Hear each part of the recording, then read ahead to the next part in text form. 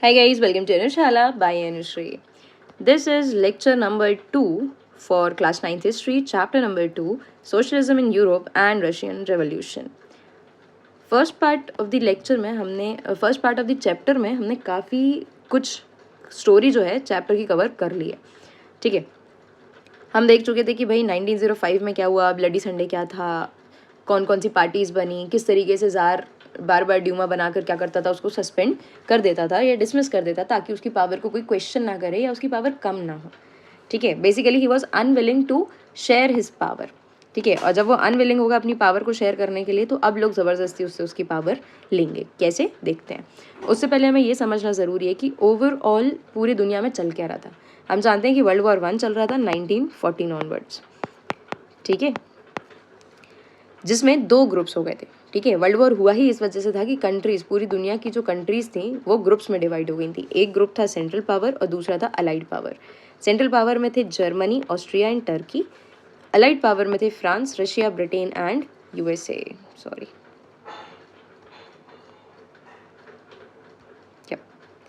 ठीक है, allied power में कौन कौन था? France, Russia, Britain and USA.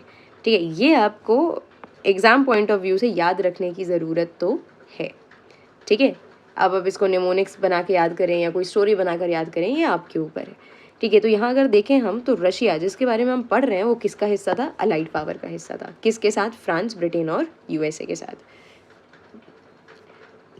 अब सवाल ये है कि भाई ऑटोक्रेसी इतनी ज़्यादा अनपॉपुलर क्यों हो गई? मतलब जो राजा का रूल चल रहा था, मनमाना जो रूल चल रहा था, उस पर इतने सवाल क्यों उठ रहे थे, इतना अनपॉपुलर, इनफेमस क्यों हो गई थी वो? कारण थे. ज़ार को लेकर कुछ इश्यूज थे रशिया के लोगों को. ज़ार को लेकर इश्यूज क्या थे? ज़ार एक ऑटोक्रेटिक था. ठीक है, और साथ में अपने मनमानी करता था और साथ में उसके पास एक बहुत बुरा एडवाइज़र था जिसका नाम था रासपुतिन. ठीक है, रासपुतिन एक ऐसे एडवाइज़र थे जो ज़ार को बहुत उल्टी सीधी सलाह देते थे. ठीक है, मतलब ऐसी सलाह जिसको लेने के बाद, उस पर एक्शन लेने के बाद ज़ार की जो लोग थे, सब्जेक्ट जो थे, है ना, मतलब ज़ार की कंट्री के जो लोग थे वो बहुत ज़्यादा भड़क उठते थे कि ज़ार ये कैसा बिना दिमाग का डिसीजन ले रहा है. ठीक है, फिर समस्या ये थी कि भाई ज़ार की जो वाइफ थी, ठीक है, जिनको ज़ारिना अलेक्जेंड्रा बोला गया है, वो जर्मनी की थी. कहाँ की थी? जर्मनी की. अब देखो, जर्मनी सेंट्रल पावर का हिस्सा है. ठीक है, और यहाँ पर हम देखें तो इनके साथ चल रहा है हमारा वर्ल्ड वॉर. तो लोगों को एक प्रकार से गुस्सा ये भी था कि भाई इनकी जो वाइफ है they she actually belongs to Germany. ठीक है, तो वो पूरी तरीके से अपनी कंट्री के साथ उनको आइडेंटिफाई नहीं करते थे. Russia's army lost badly in Germany and Austria between 1914 to 1916. 1914 से लेकर 1916 के बीच में जितनी भी लड़ाइयाँ हुई हैं अंडर वर्ल्ड वॉर, वहाँ पर रशिया की जो आर्मी है वो बहुत बुरी तरीके से हारती है. ठीक है, रशिया की आर्मी हारती है और साथ में क्या करती है, मतलब जब लौट के वहाँ से रशिया की आर्मी को भगाया जाता है. ठीक है, ये लोग हार जाते हैं और इनको बुरी तरीके से भगाया जाता है. Few industries in Russia, import stopped and other supplies of industrial goods by German control of Baltic sea. और जब जर्मनी से रशिया हारती है तो अगर आप वर्ल्ड मैप देखेंगे तो वहाँ पर आपको बाल्टिक सी दिखेगा. ठीक है, बाल्टिक सी कहाँ से कहाँ? यूरोप के एक हिस्से को कनेक्ट कर रहा है. ठीक है, वहाँ पर जर्मनी जो है कंट्रोल कर लेती है और यहाँ से आने वाले जो रशिया के लिए सामान हुआ करते थे, ठीक है, पोर्ट्स के थ्रू जो भी इम्पोर्ट एक्सपोर्ट हो पा रहा है उसको किसने कंट्रोल कर लिया था? जर्मनी ने. ठीक है, तो इस चीज़ के लिए भी लोग जो थे वो किसको जिम्मेदार मान रहे थे? ज़ार को. Able bodied man were in war. Able bodied man मतलब जो एकदम फिट एंड फाइन है. ठीक है, जो हेल्दी हैं, जो अगर यहाँ रहते तो काम करते, वो वॉर में चले गए. रेलवे लाइन जो है वो टूट गई. ठीक है, बहुत सप्लाईज जो थी, ग्रेन्स की बड़ी बड़ी जो सप्लाई थी, बहुत ज़्यादा ग्रेन जो है वो किसको भेजना पड़ रहा था? आर्मी को. क्यों भेजना पड़ रहा था? क्योंकि खाएंगे तभी तो वॉर लड़ेंगे. लेकिन वहाँ पर सारे ग्रेन भेजने के कारण शॉर्टेज हो गई, फूड ग्रेन्स की शॉर्टेज हो गई. कहाँ पर? रशिया के अंदर. ठीक है, और अब जिसके कारण लोग जो हैं वो बहुत ज़्यादा गुस्से में आ जाएंगे कि हमारे यहाँ पर खाने का सामान नहीं है, हमारे पास फूड ग्रेन्स नहीं है और आप आर्मी में भेजते चले जा रहे हो. ठीक है, और आर्मी में भेज रहे हो, हम समझते हैं कि वो भी हमारे ही लोग हैं, लेकिन वॉर को ख़त्म करो ना. वॉर क्यों चल रहा है अभी तक? ठीक है, the February revolution in Petrograd. ठीक है, Petrograd again is a place in Russia. Winters of 1917, बहुत सीवियर कंडीशंस, बहुत ज़्यादा ठंड लगी. कहाँ पर? पेट्रोग्राड में. ठीक है, वैसे भी अगर आप रशिया को देखेंगे तो ये नॉर्दर्न लेटीट्यूड्स में है. ठीक है, जहाँ पर काफ़ी ज़्यादा ठंड आपको देखने को मिलेगी। इवन रशिया के ऊपर वाला जो हिस्सा है जिसको आप साइबेरिया कहते हैं एट प्रेजेंट, ये तो इतना ज़्यादा ठंडा है कि most of the time it is covered with snow only. Food shortages in worker quarters में काफ़ी ज़्यादा फूड शॉर्टेजेस होने लग गई, लोगों को खाने को नहीं मिला। ठीक है, अब यहाँ पर आपको एक सिचुएशन बताई जा रही है कि रशिया मतलब पेट्रोग्राड एरिया में एक रिवर हुआ करती थी, ठीक है, जिसका नाम था रिवर नीवा। ठीक है, अब रिवर नीवा के लेफ्ट बैंक में रह रही थी गवर्नमेंट और किंग। ठीक है, मतलब जो रिच पीपल होते थे वो रह रहे थे, और उसके राइट बैंक में रह रहे थे वर्कर के क्वार्टर्स कहाँ पर थे? राइट बैंक में। ठीक है, तो दोनों के बीच में एक डिवीजन क्रिएट नेचुरली हो रहा था by river Neva. On February 22 factory lockout होने लग गया। फैक्ट्री लॉकआउट मतलब फैक्ट्री बंद होने लगी। ठीक है, बंद क्यों कराई गई भाई फैक्ट्री? इन्होंने क्यों बंद कराई? क्योंकि सारे वर्कर्स मिलके प्रोटेस्ट कर रहे थे, स्ट्राइक कर रहे थे, क्योंकि उनमें से मतलब उन वर्कर्स में से ही 4 वर्कर्स को जॉब से निकाल दिया गया था by Putilov iron works. Putilov iron works was a company kind of. ठीक है, तो वहाँ से 4 वर्कर्स को निकाल दिया गया। अब जॉब से निकाल दिया, वैसे ही खाने को नहीं है। ठीक है, वो अनएम्प्लॉयड हो गए, तो again it will be increasing problem for them. इसलिए बाकी सारे लोग मिलकर क्या करते हैं? स्ट्राइक करते हैं कि इनको जॉब से निकाला कैसे। ठीक है, विमेन ने भी बहुत एक्टिवली पार्टिसिपेट किया। Came to be known as international women's day. यहाँ पर विमेन का इतना ज़्यादा पार्टिसिपेशन देखने को मिला कि 22 फेब को क्या मनाया जाने लगा? International women's day. ठीक है, people surrounded Duma on 25 February। ठीक है, जो आखिर 3rd ड्यूमा बनी थी जिसमें कंजर्वेटिव्स लोग ज़्यादा थे। ठीक है, उसके आसपास लोग 25 फेब को क्या हो जाते हैं? इकट्ठे हो जाते हैं। ठीक है, members of Duma spoke against this action and joined workers protest. अब यहाँ पर आपको कन्फ्यूजन नहीं होनी चाहिए, अच्छे से देखो। जार था जो रूलर था, ठीक है, उसने बनाई एक ड्यूमा जिसमें उसने ज़्यादा पावर किसको दे दी? कंजर्वेटिव्स को। ठीक है, लेकिन जब हमने चैप्टर की शुरुआत में आइडियोलॉजीज पढ़ी थी तो हमने क्या देखा था कि इनिशियली कंजर्वेटिव्स को लगता था कि चेंज नहीं होना चाहिए, ज़ाहिर जो कर रहा है या जो सोशल ऑर्डर है वो होना है, वो सही है। ठीक है, लेकिन लेटर इनको समझ में आया कि भाई चेंज इनेविटेबल है और ज़रूरी भी है। ठीक है, इनको भी बाद में लगने लगा कि चेंज जो है वो इम्पॉर्टेंट है। ठीक है, तो जब ड्यूमा के सामने लोगों ने आकर क्या किया? 25 फरवरी को स्ट्राइक की। ठीक है, तो यहाँ पर जो ड्यूमा के मेंबर्स थे, जो कंजर्वेटिव्स थे, ये किसके अगेंस्ट बोलते हैं? ज़ार के अगेंस्ट, कि हाँ भाई ज़ार के कुछ एक्शंस जो हैं ये गलत हो रहे हैं और हम भी वर्कर्स के साथ हैं। राइट, कुछ आर्मी पर्सन्स जिनको ज़ार बोलता है कि जाके इन लोगों के ऊपर फायरिंग करो, तो वो मना कर देते हैं और वो भी बोलते हैं कि भाई हम आपकी बात नहीं मानेंगे, हम भी वर्कर्स के साथ हैं। तो अब यहाँ पर ज़ार के जो खुद के कंजर्वेटिव्स थे या जो खुद की ड्यूमा के लोग थे वो भी इनका साथ नहीं दे रहे हैं। ठीक है, ये सब किसके साथ आ गए? वर्कर्स के साथ। Together formed Petrograd Soviet. और इन सारे लोगों ने, कौन से सारे लोग थे? जो वर्कर्स पार्टी थी, ठीक है, वर्कर्स का जो प्रोटेस्ट चल रहा था, जो सोशलिस्ट लोग थे, और कंजर्वेटिव्स। ये कौन से कंजर्वेटिव्स हैं? ये असल में ये लोग ड्यूमा के मेंबर हैं। ठीक है, जिनको लग रहा है कि हाँ आप चेंज होना ज़रूरी है, ज़ार जो है वो सही काम नहीं कर रहा है, ये सब मिलकर बना लेंगे पेट्रोग्राड सोवियत। यहाँ पर सोवियत का मतलब है रशियन बेसिकली ग्रुप। ठीक है, एक पॉलिटिकल ग्रुप जहाँ पर क्रिएट हो रहा है उसको सोवियत बोलते हैं। राइट, और पेट्रोग्राड में हुआ था इसलिए इसका नाम रखा गया पेट्रोग्राड सोवियत। 27 फेब में क्या हुआ? पुलिस हेडक्वार्टर्स को रैंसैक कर लिया गया, पुलिस हेडक्वार्टर्स को घेरा गया, कैवलरी को दोबारा बुलाया गया। ठीक है, कैवलरी से मतलब किंग ने बोला कैवलरी को कि भाई, कैवलरी यानी घुड़सवार जो थे, कि जाकर वर्कर्स को मारो या वर्कर्स पर अटैक करो, ये हमारे पुलिस पर क्या कर रहे हैं? अटैक कर रहे हैं। कैवलरी मना कर देती है कि भाई हम लोगों को नहीं मारेंगे, और साथ में वर्कर्स का जो है प्रोटेस्ट जो है उसको ज्वाइन कर लेती है। ठीक है, और ये भी एक हिस्सा बन जाती है पेट्रोग्राड सोवियत का। राइट, तो आई होप आपको पेट्रोग्राड सोवियत समझ में आया होगा और कैसे कैसे लोग वर्कर्स की तरफ आते चले जा रहे थे ज़ार को छोड़ के, ऑटोक्रेसी को छोड़ के, है ना? क्यों? क्योंकि धीरे धीरे अब सबको समझ में आने लगा था कि भाई चेंजेस आर मस्ट, और ज़ार जो है ये कोई ठीक काम नहीं कर रहा है। 2 मार्च को क्या होगा? ज़ार को एक एडवाइस दी जाएगी कि भाई देखो, एक काम करो, ये जो हम लोगों ने अभी पेट्रोग्राड सोवियत बनाया है, इसमें आप वर्कर्स भी हैं, ठीक है, थोड़े बहुत पीसेंट्स भी आ जाएंगे इसमें आपके कंजर्वेटिव्स लोग भी हैं और आर्मी के भी कुछ लोग हैं।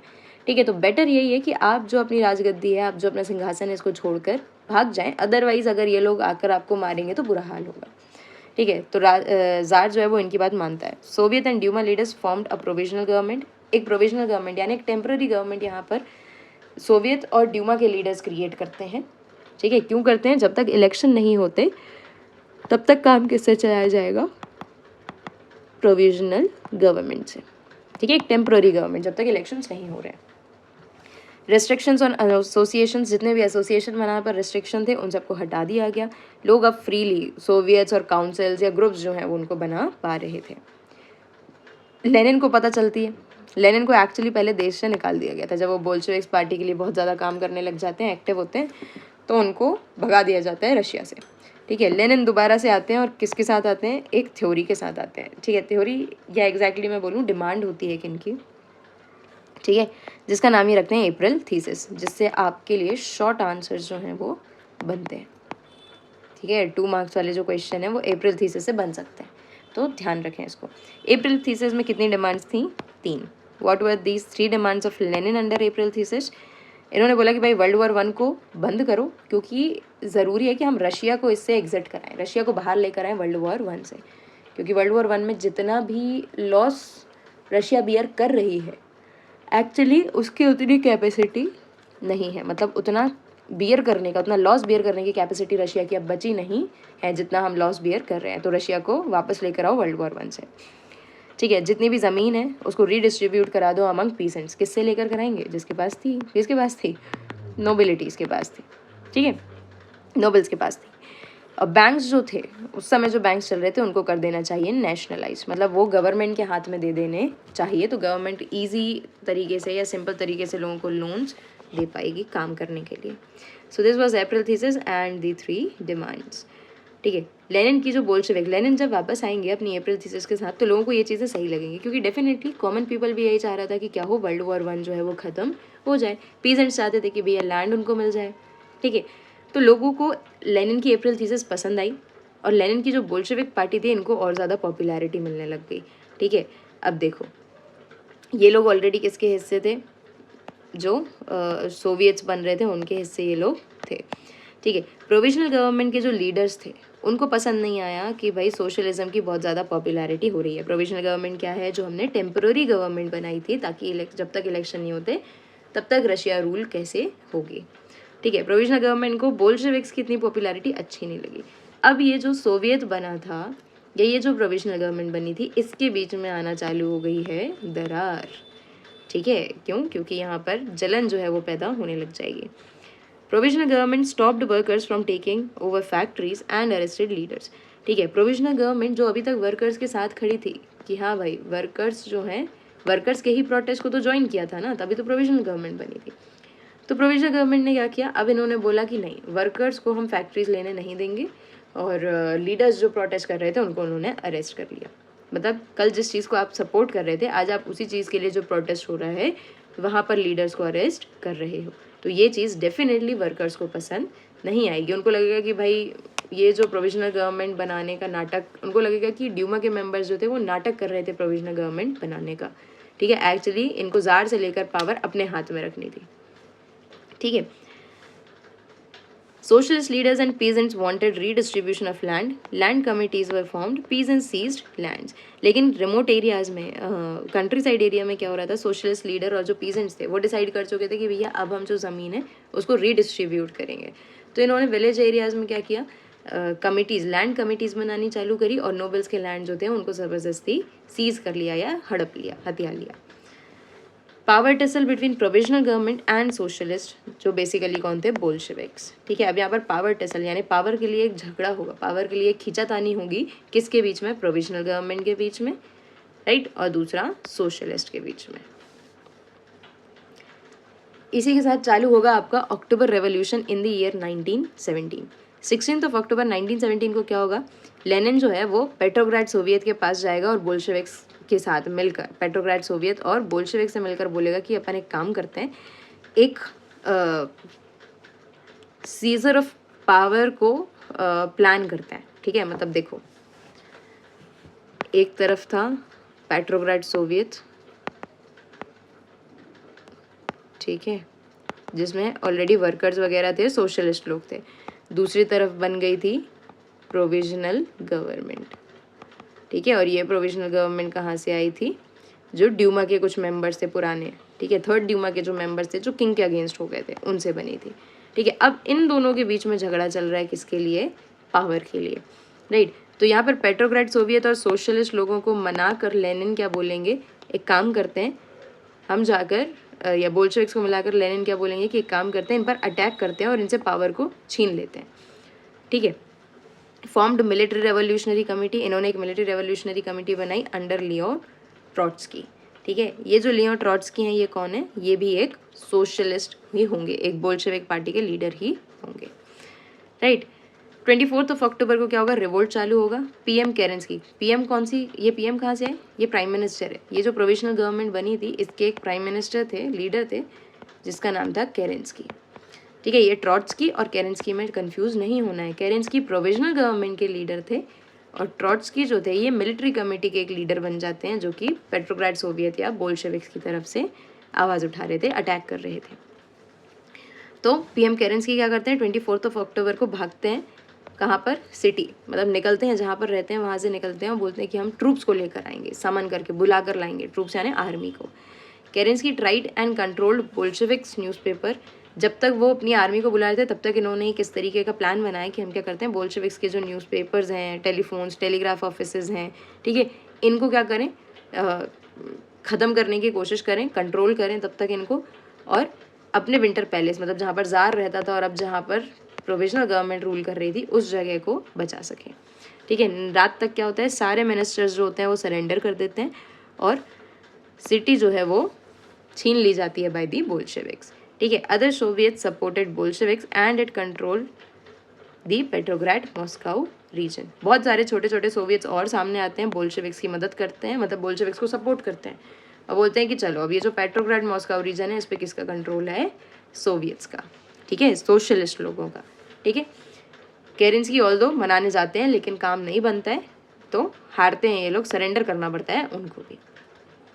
ठीक है, तो अक्टूबर के बाद चीज़ें चेंज क्या हुई, यहाँ तो हम इतना समझ गए कि भाई अल्टीमेटली गवर्नमेंट किसने बना ली, सोशलिस्ट लोगों ने, यहाँ पर सोशलिस्ट लोगों ने, बोल्शेविक्स ने यहाँ पर बना ली गवर्नमेंट। ठीक है, कंट्रोल कर लिया, तो क्या खत्म हो गया, सोशलिज्म स्टैब्लिश हो गया, नहीं। ठीक है, क्यों नहीं, देखते हैं। कुछ चीज़ें ऑल्दो यहाँ पर चेंज होंगी अक्टूबर के बाद। क्या क्या चीज़ें चेंज होंगी, ज़्यादातर इंडस्ट्रीज़ या बैंक्स जो होंगे उनको नेशनलाइज कर दिया जाएगा। ठीक है, लैंड एक सोशल प्रॉपर्टी बन जाएगी, पीजेंट्स को बोल दिया जाएगा कि भाई आप नोबल्स का जो लैंड है उसको सीज छीन सकते हो, गवर्नमेंट आपको रोकेगी नहीं, या जो सोशलिस्ट लीडर्स बने हैं वो आपको रोकेंगे नहीं। पुराने जो टाइटल्स थे ये नोबिलिटीज़ के, ऑर्थोडॉक्स चर्च के, इनको अबॉलिश कर दिया गया, बैन कर दिया गया। नई यूनिफॉर्म्स लेकर आए आर्मी और ऑफिशियल्स के लिए, जो कि किससे रिलेट करेंगी, सोशलिज्म से। ठीक है, जिसमें वर्कर्स और पीजेंट्स का ज़्यादा ध्यान रखा जाएगा। Russia became one party state, कौन सी पार्टी रूल कर पा रही थी, Bolsheviks. Bolshevik party renamed, Bolshevik party ने अपना नाम बदल के क्या रख लिया, रशियन कम्युनिस्ट पार्टी। कम्युनिस्ट क्या है, इसमें कंफ्यूजन नहीं होनी चाहिए, क्योंकि हमने देखा था कि जब कोई भी कंट्री पूरी तरीके से सोशलिस्ट बनेगी तो वो असल में क्या बन रही है, कम्युनिस्ट कंट्री बन रही है, right. It conducted elections but lost it, अब ये क्या हो गया, यहाँ पर बोल्शेविक पार्टी ऑल्दो क्या करेगी, इलेक्शन तो लड़ेगी लेकिन हार जाएगी। ठीक है, क्यों हार जा रही है, क्योंकि अब लोगों को ये लगने लगा था कि बोल्शेविक पार्टी भी कहीं ऐसा ना हो कि वैसे ही काम करे जैसा प्रोविजनल गवर्नमेंट ने किया, राइट। यहाँ पर क्यों, क्योंकि कुछ चीज़ें समझ में आने लगी थी, जैसे कि पार्टी सेंसरशिप को एनकरेज करने लगी थी। What is the meaning of this word, censorship.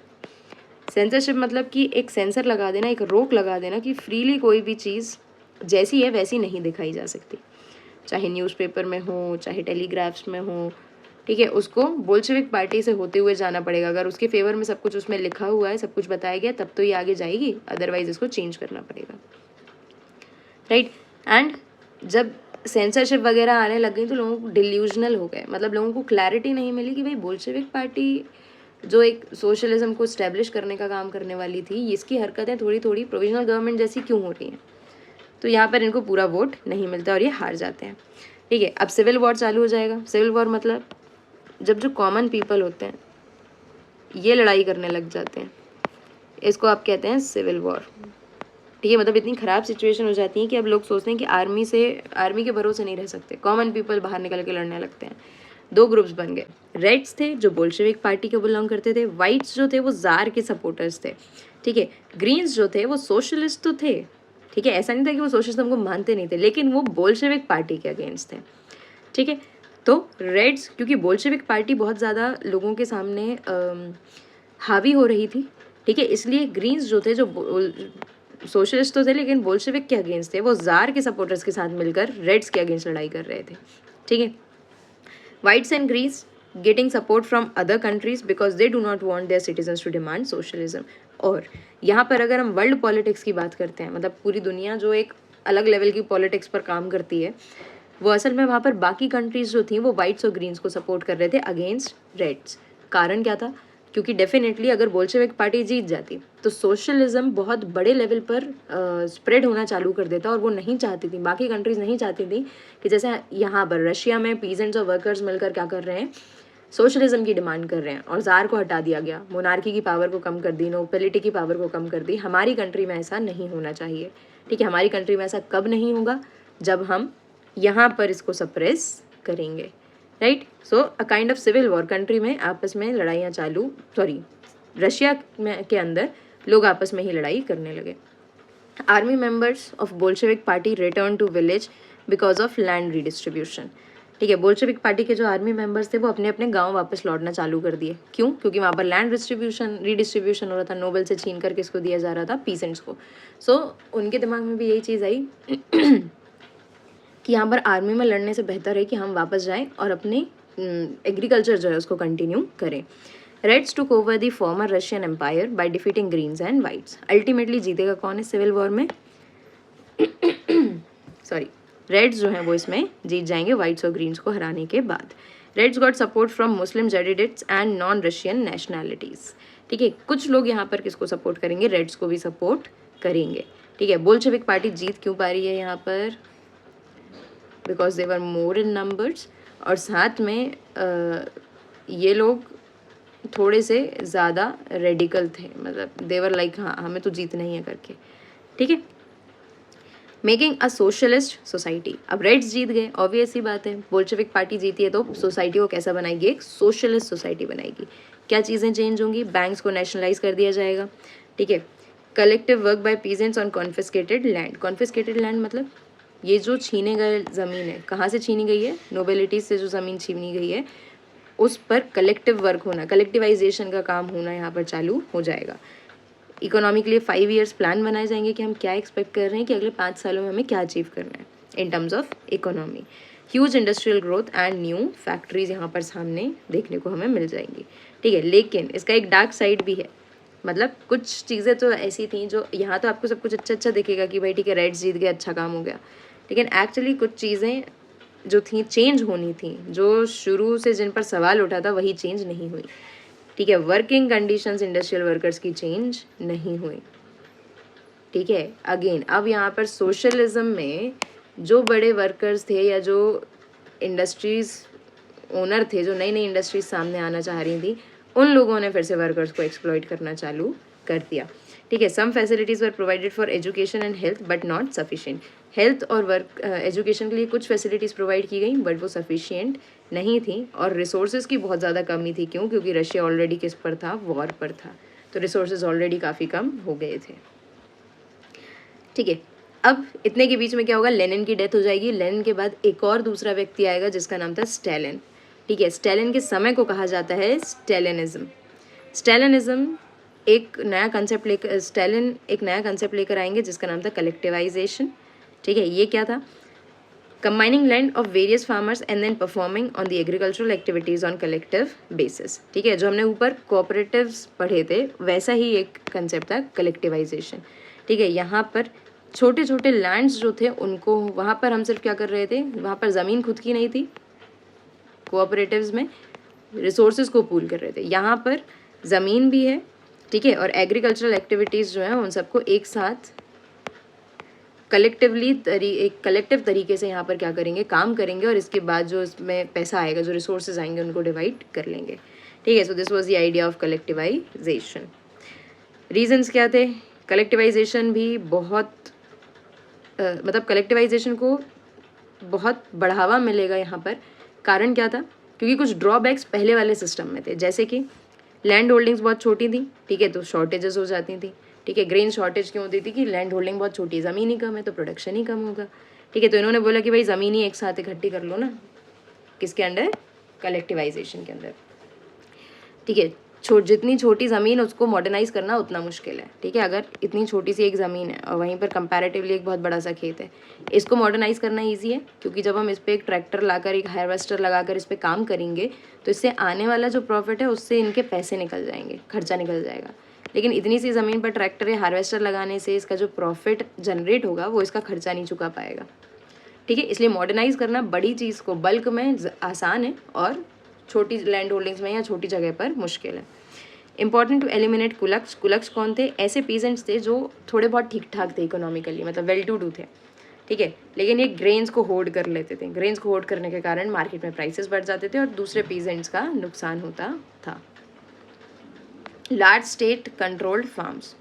बहुत सारे फार्म्स अभी भी किसके हाथ में थे? स्टेट के। और ये स्टेट किसको कह रहे हैं हम? जो बोल्शेविक पार्टी थी उसको। ठीक है, प्रॉब्लम्स कलेक्टिवाइजेशन के कारण क्या क्या आई? Bad harvest. कलेक्टिवाइजेशन के कारण नहीं कहेंगे हम, ड्यूरिंग कहेंगे। ठीक है, मतलब कलेक्टिवाइजेशन ऑल्दो आइडिया अच्छा था लेकिन कंडीशंस ख़राब थी। ठीक है, कभी कभी होता है ना कि आप काम अच्छा करने जाते हो, इंटेंशन अच्छे होते हैं, लेकिन कुछ आउटर कंडीशंस जो होते हैं वो गड़बड़ कर देती हैं। यही आउटर कंडीशंस कलेक्टिवाइजेशन को गड़बड़ कर देंगी। फेमाइन आ गया एक 1930 से 1933 के बीच में, जिसके कारण हार्वेस्ट खराब हो गया। लोगों ने ब्लेम किस पर डालना चालू कर दिया? कलेक्टिवाइजेशन पर। ठीक है, जबकि एज सच कोई लेना देना था नहीं, लेकिन वो कंडीशन ही ख़राब थी, है ना। और शॉर्टेजेस इतनी ज़्यादा हुई कि लोगों की डेथ होनी चालू हो गई। ठीक है, तो नॉट एग्जैक्टली ये गलती कलेक्टिवाइजेशन की थी, लेकिन फिर भी एक तरीके से ये उतना पॉपुलर नहीं हुआ। ठीक है, critics were charged with conspiracy against socialism. जो क्रिटिक्स थे, जो क्रिटिसाइज करना चालू करते थे सोशलिज्म के अगेंस्ट, उनको बोला जाता था कि ये कॉन्स्पिरेसी कर रहे हैं, षड्यंत्र रच रहे हैं सोशलिज्म के अगेंस्ट, तो उनको अरेस्ट कर लिया जाता था और एग्जीक्यूट यानी मार दिया जाता था। ठीक है, फॉल्स कन्फेशंस को फोर्स किया गया, मतलब लोगों को बोला गया कि आपको ये कन्फेस करना है, ये सच है या नहीं है हम नहीं जानते, लेकिन आपको ये कन्फेस करना है। ज़बरदस्ती उनसे कुछ चीज़ें कन्फेस कराई गई और उनको सज़ा दी गई। ठीक है, तो अगेन बोल्शेविक पार्टी जो थी, जो एक सही रीज़न के लिए काम करने जा रही थी, सोशलिज्म को स्प्रेड करना चाहती थी, उसकी खुद की हरकतें जो थी, उसके खुद के फीचर्स जो थे बाद में जाके वो काफ़ी ऑटोक्रेटिक होने चालू कर गए, है ना, जैसे आपको यहाँ समझ में आ रहा होगा। तो इनके भी डाउनफॉल का या डिक्लाइन का कारण यही बनता है। ठीक है, अब देखते हैं कि भाई रशियन रेवोल्यूशन या जो यूएसएसआर का ग्लोबल इन्फ्लुएंस था वो क्या था। Some countries supported the idea of socialism due to possibilities of workers state. बहुत सारी कंट्रीज़ ने सोशलिज्म का आइडिया जो था उसको सपोर्ट किया। ठीक है, उनको ऐसा लगता था कि भाई हम खुद एक वर्कर स्टेट है, मतलब हम खुद एक ऐसी कंट्री है जहाँ पर वर्कर्स की या पीजेंट्स की पॉपुलेशन ज़्यादा है। ठीक है, तो यहाँ पर सोशलिज्म होना चाहिए। लेकिन जब उन्होंने ये देखा कि यार सोशलिज्म आने के बाद भी बहुत सारी चीज़ें ठीक जो होनी चाहिए थी नहीं हो रही हैं, तो थोड़ा बहुत लोगों के बीच में सोशलिज्म की पॉपुलैरिटी भी थोड़ी कम हुई। Education in USSR communist university of workers party.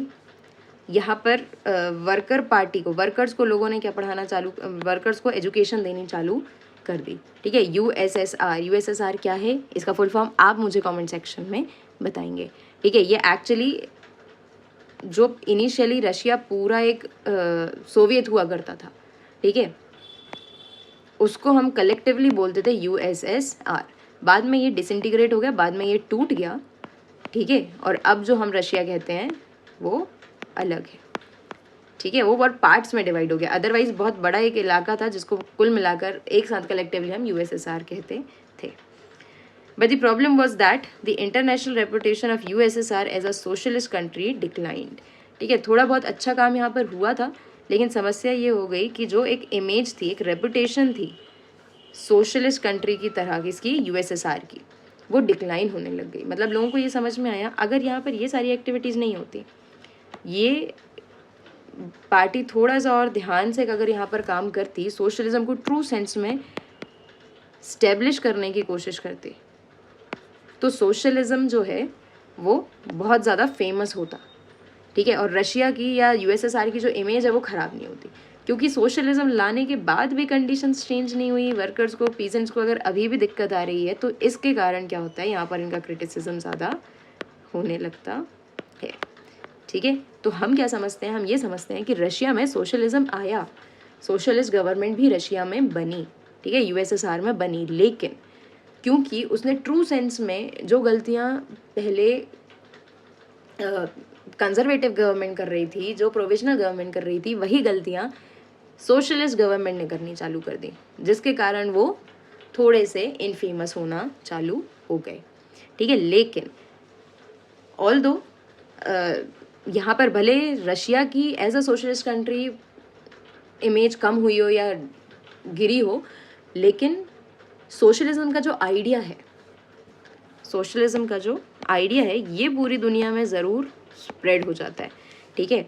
जैसे कि अगर आप इंडिया के प्रियम्बल में देखेंगे तो हम उसमें लिखते हैं कि भाई इंडिया कैसी कंट्री होनी चाहिए, एक सोशलिस्ट कंट्री होनी चाहिए। तो ये सोशलिस्ट क्या है, ये असल में सोशलिज्म का ही आइडिया है। और अगर हम बोलें कि ये सोशलिज्म के आइडिया का बर्थ कहाँ से हुआ है, ये इसका जन्म कहाँ से हुआ है, तो ये तो रशिया से ही हुआ है। बात समझ आई, ठीक है। सो आई होप इतना आपको समझ में आ गया होगा। And this was all about this chapter. Russian revolution को हमने 2 लेक्चर्स में कंप्लीट कर लिया है, ठीक है। लेक्चर्स हालांकि थोड़े से आपको लंबे मिलेंगे, I guess more than half hour के तो दोनों लेक्चर हो ही गए होंगे। तो अब आप दोनों लेक्चर्स को आराम से देखें, बैक टू बैक देखेंगे ज़्यादा सही होगा, कहानी एक बार में समझ में आ जाएगी। नोट्स बहुत ज़्यादा प्रिसाइज बनाए गए हैं चैप्टर के, क्योंकि चैप्टर बड़ा था और समझाना था, जल्दी समझाना था, ठीक है। तो अगर आप चैप्टर समझ पाए हैं, अगर मैं आपको सक्सेसफुली चैप्टर अच्छे से समझा पाई हूँ, अगर आपके डाउट्स क्लियर हो रहे हैं, तो मुझे कमेंट सेक्शन में बताएं, ठीक है। At least I am expecting, all the expectations are not always good, but अगर आपको चैप्टर समझ में आ रहा है तो एक कमेंट करने की कंजूसी ना करें, ठीक है। कमेंट करके मुझे ज़रूर से बताएं कि आपको चैप्टर समझ में आया। अगर कोई डाउट्स हैं तो आप उनको भी कमेंट सेक्शन में पूछ सकते हैं। अगर आपको लेक्चर पसंद आया है तो लाइक करना ना भूलें, शेयर करना ना भूलें अपने दोस्तों के साथ। और अगर आपने अभी तक अनुशाला को सब्सक्राइब नहीं किया है तो kindly subscribe. Thank you so much, keep watching, stay tuned for next chapter.